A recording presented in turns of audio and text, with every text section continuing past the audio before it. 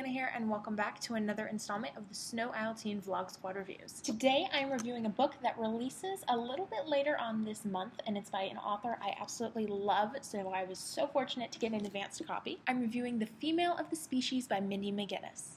So The Female of the Species follows 3 teens in this super small town. Those teens are Alex, Jack, and PK. So Alex's sister has just died, but what's more interesting about her is that she has just killed her sister's murderer who walked free. Jack is kind of like the star athlete in the novel, and then PK, her name is not really PK, but she's nicknamed that because she's the preacher's kid. And so Alex, realizing that she's kind of this violent person, has cut herself off from any kind of social activity. But she's soon kind of drawn back in, and so she starts dating Jack, and she becomes friends with PK.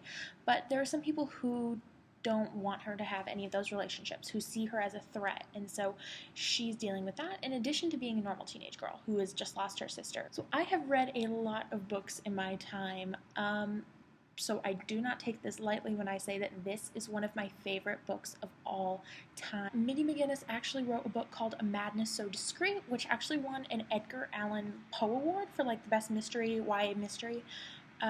And so she kind of explored madness, and in this book she goes even further, just dives deep into all these different things that plague us and that is plaguing Alex and all of these people in this small town, and she does it beautifully and articulately. I will say that this book is not for everyone. There is some graphic violence, there is a lot of swearing and graphic language, but it's realistic, it is expertly portrayed, it is perfectly written. There is not one single critique I have of this book.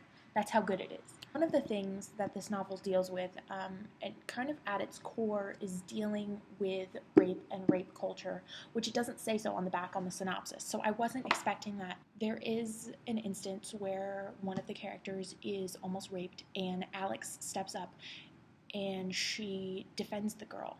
Ends up doing something very violent. She does it very publicly, and a lot of people see her, and from that moment on in the novel, that's kind of the turning point where people see her as kind of this hero or as the villain. Me personally, I think she falls somewhere in between.